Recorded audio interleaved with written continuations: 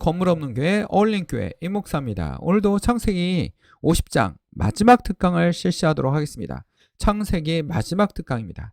야곱의 아들들이 요셉을 두려워했던 이유는 이라는 제목으로 하나님 말씀을 전하려 합니다. 부제목은 이 복음은 모든 믿는 자에게 구원을 주시는 하나님의 능력이 됨이라 라는 제목으로 하나님 말씀을 전할 때 여러분이 예수님을 만나고 성령님을 체험하는 그런 시간이 되기를 간절히 기도드립니다.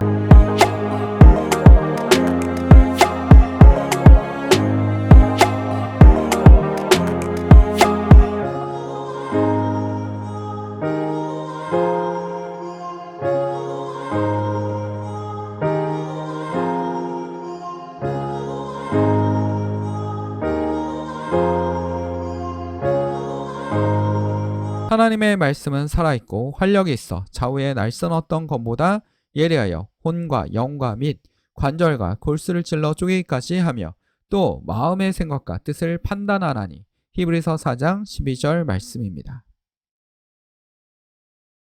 자, 창세기 50장 15절에서 21절 말씀입니다. 자, 창세기가 거의 마무리가 됩니다. 요셉과 야곱이 사망을 하기 시작하는 그 시점까지 정리되어 있습니다. 근데 마지막에 야곱이 죽자 형제들이 굉장히 불안해합니다. 형들이 불안해하는 거죠. 자, 왜? 아버지 있을 때는 우리에게 해를 가하지 않았지만 아버지가 없기 때문에 우리에게 해를 가할 수 있다라는 그런 두려움이 있었던 것 같습니다. 15절에 보면 요셉이 형들에게 그의 아버지가 죽었음을 보고 말하되 요셉이 혹시 우리를 미워하여 우리가 그에게 했던 모든 악을 다 갚지나 아닐까 하고, 자, 요셉의 말을 전하이르되 당신의 아버지가 돌아가시 전에 명령에 이르기를 너희는 이같이 요셉에게 이르되 이르라 내 형들이 내게 악을 행하였을지라도 이제 바라건대 그들의 허물과 죄를 용서하라 하셨나니 당신 아버지의 하나님의 종들인 우리 죄를 이제 용서하소서 하매 요셉이 그들이 그에게 하는 말을 들을 때 울었더라. 자, 이 말씀을 잘 봅시다. 형들은 뭐 하고 있습니까? 두려워하고 있습니다. 뭘 두려워하고 있습니까? 요셉의 자기들이 너무나 악한 행동을 많이 했기 때문에 그에 대한 대가를 치르지 않을까 하고 두려워하고 있습니다. 근데 야곱이 이런 유언을 했다라는 겁니다. 근데 어느 성경에도 아무리 찾아봐도 야곱이 형들을 위해서 유언했다는 얘기는 없습니다. 근데 야곱이 유언을 하는데 형들에게 유언하지 않고 요셉을 불러서 직접 얘기하지 않았겠습니까? 그러니까 굉장히 이 형제들의 사이는 아직도 뭐가 남아있습니까? 불신이 남아있습니다. 이 얘기를 들은 요셉은 말을 듣고 들을 때 울었더라. 그리고 요셉이 하는 말을 잘 들어보십시다.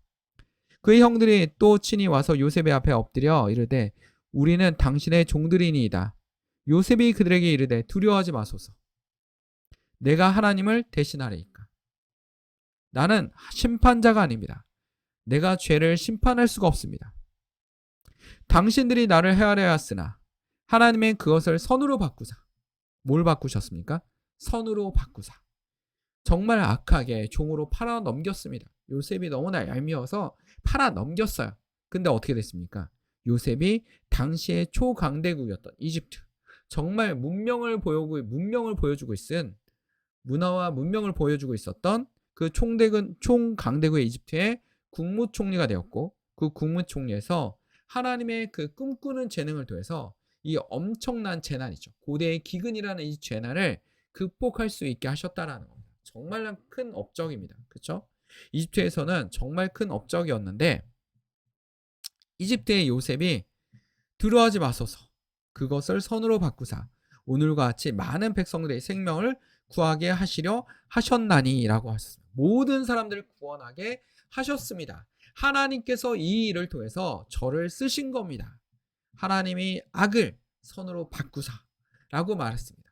하나님은 자기의 목적을 이루기 위해서 악한 행동도 뭐 할 수 있다? 선으로 바꿀 수 있습니다. 주변에서 나를 악하게 할지라도 선으로 바꿀 수 있습니다. 그게 누굽니까? 하나님입니다. 우리는 누구의 얘기를 좀 들어볼 필요가 있냐면 우리 종교개혁자 칼뱅 얘기를 들어볼 필요가 있습니다. 마틴 루터 다음에 우리 종교개혁자 누가 나왔습니까? 칼뱅이 나오지 않았습니까? 칼뱅의 빌레몬 강의에 보면 이렇습니다. 하나님은 우리를 구원하기 위해 때때로 우리를 쇠사슬에 묶으신다. 우리를 구원하게 쇠사슬에 묶으신다. 그것이 우리를 벌주기 위함이 아니라 세상의 거짓된 자유가 우리를 영원히 파멸로 이끌지 못하도록 하나님의 사랑의 줄로 우리를 안전하게 붙드시는 것이다.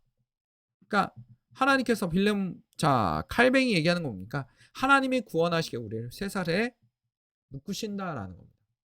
우리 이 책을 빌레몬서 강요를 하는데 빌레몬의 이야기 뭡니까? 빌레몬은 엄청난 부잣집이죠. 그리고 빌레몬의 집에서 교회가 세워났습니다. 빌레몬 교회가 만들어졌습니다.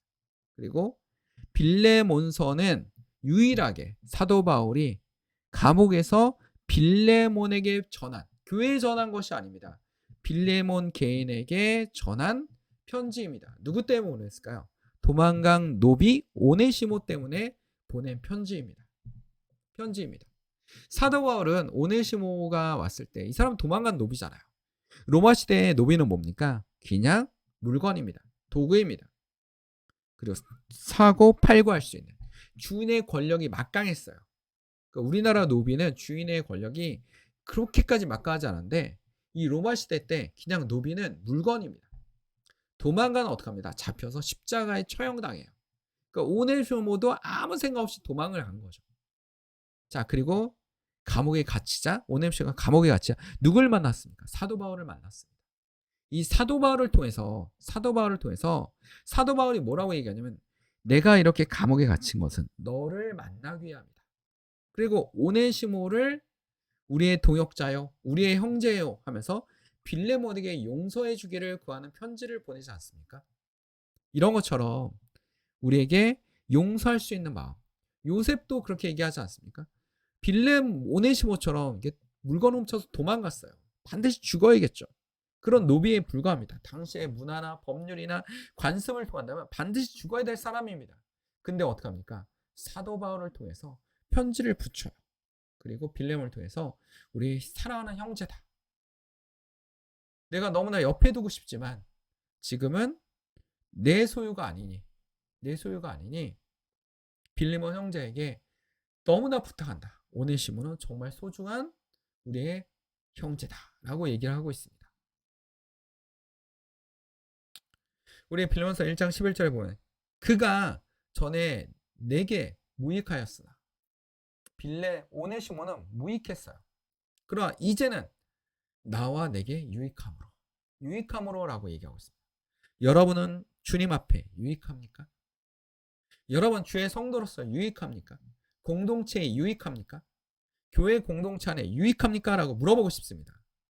하나님은 우리에게 정말 고난과 쇠사슬에 묶으시는 우리가 악에 빠지지 않기 위해서, 넘어지지 않기 위해서, 돈의 노예가 되지 않기 위해서 묶으시기도 한다라는 겁니다. 여러분을 변화시키기도 하고 교육시키기도 하고 한다라는 겁니다. 새로운 사람을 만나기 위해서 교육하시기도 한다라는 겁니다. 요셉이 얘기하지 않았습니까? 당신들은 나를 헤아려 하였으나 하나님은 그것을 선으로 바꾸사 오늘과 같이 많은 백성들의 생명을 구원하게 하시려 하셨나니. 하나님이 요셉을 통해서 자기를 나타내시고 하나님의 징표를 보이셨습니다. 우리는 그 징표를 볼 때마다 자꾸 무시해요. 무너져요. 믿지 못해요. 또 무너집니다. 하나님을 멀리합니다. 그러다가 또 아쉬우면 하나님을 찾고 두들깁니다. 우리의 모습은 계속 그렇다라는 겁니다. 하나님은 우리를 채찍질도 하시고 당근도 주시고 하면서 계속 끌어오려고 합니다. 우리가 초대교회를 봤을 때, 이 성경책을 봤을 때 신약 성경에 예수님의 부활이라는 놀라운 사건이 있습니다. 정말 놀라운 사건이죠. 죽은 자가 살아났대. 그것도 2000년 전에. 2000년에 살아났답니다. 무슨 건국신화야? 당군신화야? 아래에서 막 사람이 태어났어? 그걸 누가 믿어? 지금도 믿지 않지 않습니까? 우리가 박격거세가 박씨가 아래에서 태어났기 때문에 박씨래. 이렇게 해서 박격거세를 김알지는 아래에서 태어나서 알지래. 이렇게 해서 신라를 세웠대. 해도 그 이야기를 믿지 않습니다. 왜 믿지 않냐면 그냥 당시에 사람들이 워낙 세를 숭배하는 사상이 있었고 아래에서 태어난 건 대단한 것을 나타냈기 때문에 권력을 강화하게 하는 하나의 이야기에 불과하다.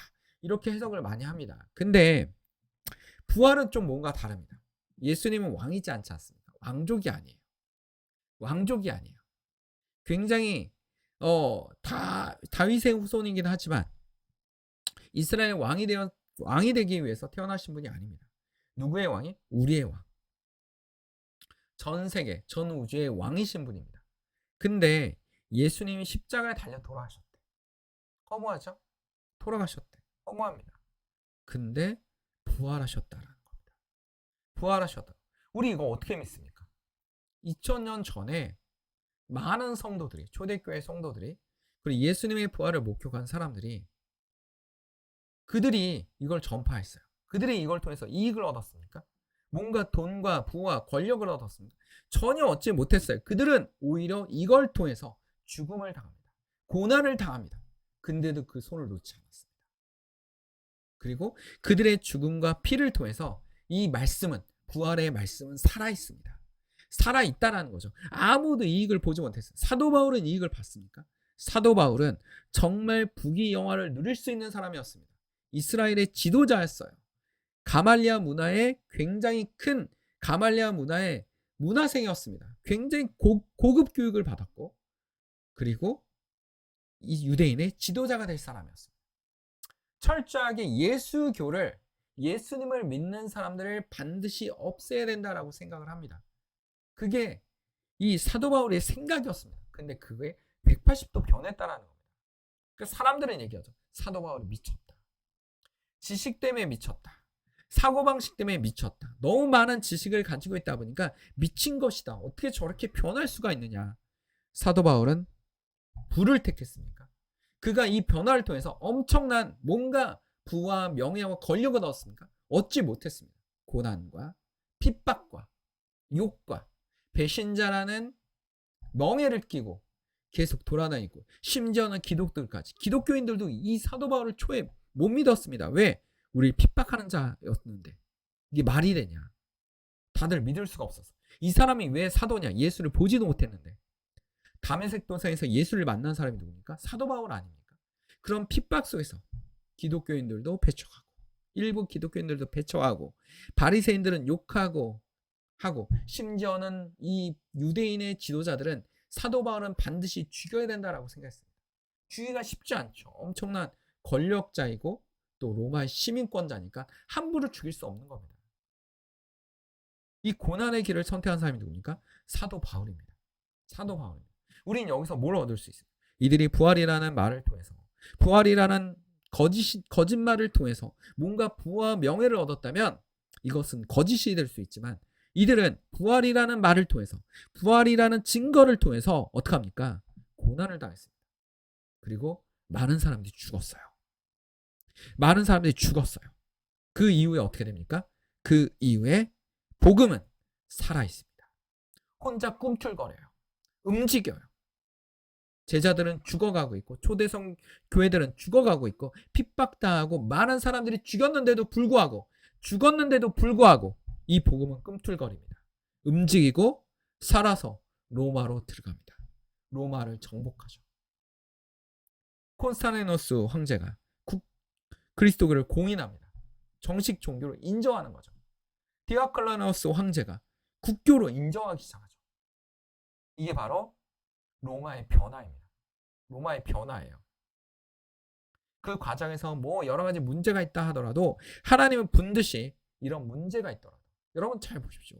예수님의 다윗에 나오는 그 과정에도 보면 많은 문제가 있어 보여요. 우리가 봤을 때는, 우리의 지식과 현대의 윤리관으로 봤을 때는 많은 문제가 있어 보입니다. 요셉도 엄청난 문제가 있어 보이지 않습니까? 이 집안도 문제가 있어 보여요. 그렇죠? 이게 정상적으로 보입니까? 그냥 문화적으로 당시의 상황을 이해하는 거죠. 며느리와 동침하고, 엄마랑 동침하고, 엄마가 친엄마는 아니지만 동침하고, 개판입니다.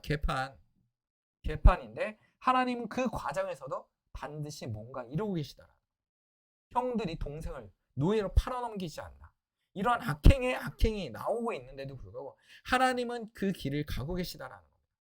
요셉을 세우시고 국무총리로 만드시고, 그것도 대제국의 당시의 초강대국의 이집트의 강대국의 총리로 세우셨습니다. 그게 하나님이십니다. 어둠을, 악도 예수님을 무너뜨릴 수 없습니다.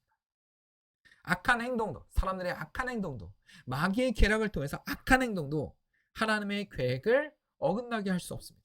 아무리 악하더라도 하나님은 뭐 할 수 있습니까? 선으로 바꾸실 수 있다라는 겁니다. 오늘 요셉이 분명하게 얘기하지 않습니까? 20절에 보면 하나님의 그것을 선으로 바꾸사. 하나님이 그것을 선으로 바꾸사. 하나님의 말씀은, 자, 로마서 1장 16절에 보면 내가 복음을 부끄러워하지 아니하노니 이 복음은 모든 믿는 자에게 구원을 주시는 하나님의 능력이 됩니다. 이 복음은 무엇입니까?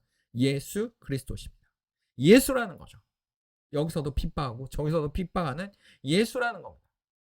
심지어는 유대인들이 이번에 전쟁 중에도 예수상을 뽀개는 그런 행동을 보이고 있습니다. 일부의 행동이긴 해요.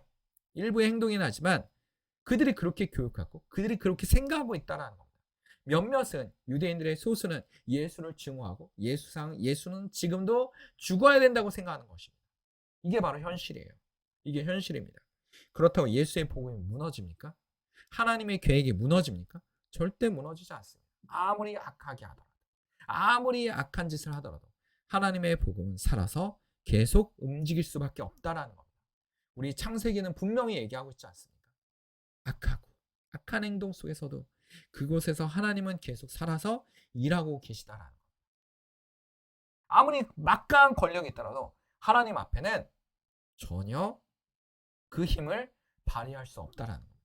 그 막강했던 이집트에서 이집트 왕이 아무리 안 된다고 하더라도, 아무리 무너뜨리려고 별짓을 다 하더라도 이스라엘 백성은 어떻게 됩니까? 나오는 거죠. 그들을 죽여서 군대를 보내도 아무 일 없이 나오는 겁니다. 광야로 나오는 겁니다.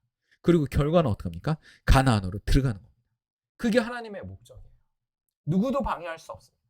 막강한 권력도, 막강한 대제국도 하나님의 계획을 아무도 막을 수 없다라는 겁니다. 오늘 성경에서 얘기하고 있지 않습니까?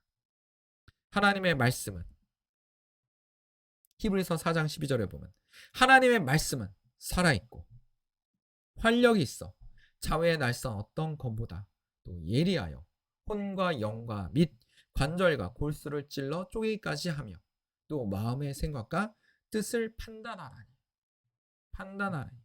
하나님 말씀은 지금도 살아계십니다. 움직이십니다. 그리고 다시 모든 계획을 이루시는 것이 바로 하나님입니다. 어떠한 악한 행동이 막을지라도 하나님은 그 뜻을 반드시 이룬다라는 겁니다. 창세기에서 반복적으로 보여주지 않았습니까? 오늘 마지막 요셉 이야기를 통해서도 반복적으로 하나님은 말씀하고 계십니다.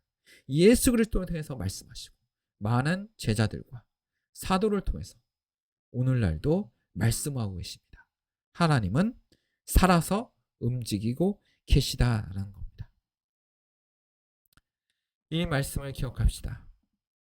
하나님의 말씀은 살아있고 활력 있어 자외의 날선 어떤 것보다도 예리하여 혼과 영과 및 관절과 골수를 찔러 쪼개기까지 하며 마음의 생각과 뜻을 판단하라니. 복음은 살아있습니다. 다 같이 기도하겠습니다. 사랑과 은혜 충만하신 아버지, 오늘도 주의 말씀을 통하여 우리를 깨닫게 하시고 우리의 주를 바라보게 하시고 주님을 찾게 하시고 어둠의 영들이 떠나가게 하시고 악한 영들이 떠나가게 하여 주시옵소서. 아무리 악한 인들이 난리치고 법석을 치르자라도 하나님의 선으로 바꾸사 그 뜻을 이루시는 줄 믿습니다. 예수의 복음과 예수의 십자가의 피가 우리 가운데 내려와 우리를 치료하시고 우리의 질병을 치료하시고 우리의 영을 치료하시기를 간절히 축원드립니다.